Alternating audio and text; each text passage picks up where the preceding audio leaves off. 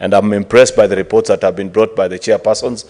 When we began the campaign a few days ago, Mr. Speaker, we sounded like lonely voices when we said that chairpersons must read and perhaps reread Standing Order number 56, 1 and 2, to understand what this standing order provides, Madam Speaker, because we felt that the report that was being brought to the House was completely underwhelming. But I must commend, Madam Speaker, that later on, after the introduction, after that discussion, I see there is a change in how the reports are being presented before this House.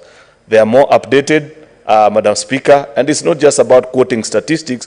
Some of them speaks to issues that are alive in society, that members of the public can identify and give us, Madam Speaker, the standing that we need as a House, because citizens of this country don't pay the amount of money that they pay to keep us in Nairobi so that we just enjoy a good AC in this building, Madam Speaker.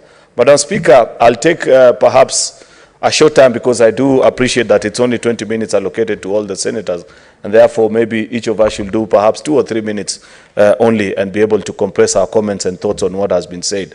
Madam Speaker, the only thing that I noted is that, unfortunately I think Senator Karungo Thangwa has left, you know, one of the questions that we said last week that each chairperson must ask themselves is, if you are to go to a public participation forum and say that I'm here on behalf of the Senate, I represent the Transport and Committee, what are the questions?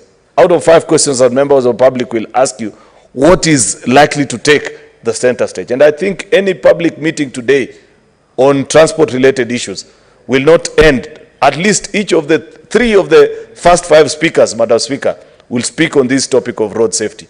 The fact that we continue to lose almost 5,000 Kenyans each and every year in a civilized society, that is completely unacceptable. The statistics continue to grow. As we build better roads, Madam Speaker, without changing our ways and without the government giving us a proper response on what is it that we can do so that we stop losing lives of our citizens on the road, Madam Speaker, is something that I expected this committee to tell us. And I hope, as they retreat to continue and carry on their duties, that they will update this House and the country on how specifically they are holding the National Transport and Safety Authority to account together with their minister, so that we can reduce on that statistic, Madam Speaker. Each and every civilized country has succeeded by way of technology, road signages, and so many other things to bring down these statistics. It's only in the developing world, Kenya being one of them, that we continue to see this problem. And I have a strong feeling that more needs to be done. And I hope members of Transport and Committee who are here this afternoon, Mr. Speaker, are listening. And in the next quarter, as they do an update, they will tell us what measures have been put in place. Because I have seen policy pronouncements by Senator Murkomen, the CS for Transport.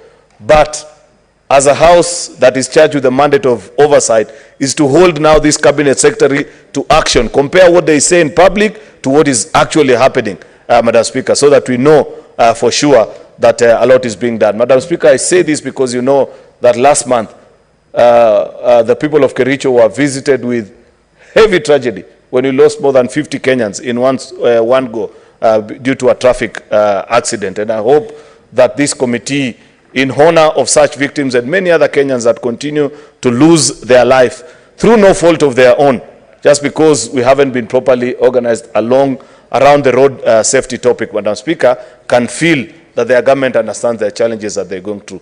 Finally, Madam Speaker, a very interesting case that the Trade and Investment Committee has presented to this House. You know, Madam Speaker, this must be the Senate or the Parliament that breaks new barriers in legislation. You know, one of the things I enjoy doing, Madam Speaker, is sometimes watching other parliaments and the kind of work that they do.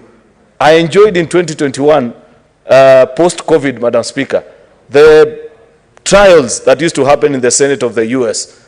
And perhaps I took a particular interest on Senator Elizabeth Warren taking on bank CEOs, specifically the Wells Fargo CEO, Madam Speaker, and you know the kind of exchange that they had, holding them to account on what they were doing to individual citizens during the COVID period and pre that time. And you remember at that particular time, the bank executives tried pleading the almighty quoted phrase by cooperatives, government should be able to protect investments. And here's a question which we must ask ourselves. Is it corporates that need protection, or citizens that need protection from corporates, Madam Speaker, in this world, knowing the power and influence that certain corporations wield. Senator Seki read before this House a petition that was brought by a citizen on the operations of Diageo in Kenya. Madam Speaker, you will recall those that were in Parliament. I think maybe only Senator Boni Halwale was in Parliament at that time in 2003. The big debate that happened in the country when then Kenya Breweries Limited was being sold to international investors. There were fears.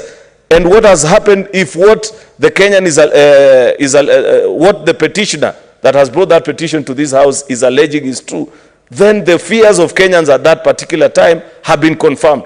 Kenya Breweries used to be a very successful company, had depots, had transportation facilities across the country, was employing more than 6,000 Kenyans, had a football club, so many things that you could celebrate, and all the profits remained in this particular country, Madam Speaker. That petition, as you... Would you wish to be informed by Senator Katib? Yes, I don't mind, Madam Speaker. Yes, I want to inform my colleague and majority leader that Kenya Breweries still supports Kenya Breweries Football Club. Thank you. Madam Speaker, I'm not very sure how useful that information. Senator Faki will know that I personally have interest in one of the local football clubs. Unfortunately, we were relegated last season. But the Tusker FC of 2023 is nothing to write home about compared to Kenya Breweries Limited of the 90s. If you're a good fan of football, you know that, Madam Speaker. And therefore, not to lose my point, Madam Speaker, this petition challenges us as a House to look into the operations of big corporations that come into this country, pretend that they are investing, yet in the real sense, all they are doing is to strip the assets of big corporations that have been built by the sweat of Kenyans and repatriate the profits out of the country. There is nothing exceptional about brewing beer, Madam Speaker, that warrant other people or investors from other parts of the country or other parts of the globe to come and do the kind of things that we are reading about in that particular petition. Of course, I have listened, Madam Speaker, to the chair, mentioned that Capital Markets Authority appeared before us, and they are coming back once more time to look and respond to the questions that are being raised in that petition on the operations of East African Breweries Limited, non-competitive practices, ensuring that they shrink other players out of the market, and so many other things that are being alleged in that particular petition. That is a petition that many of us should follow, Madam Speaker, because there are many corporations that invest in this country and we feel happy about it, yet in the real sense, what they get vis-a-vis what Kenya as a country enjoys for hosting them and for providing them an opportunity to invest in this country, the two are not compatible, Madam Speaker.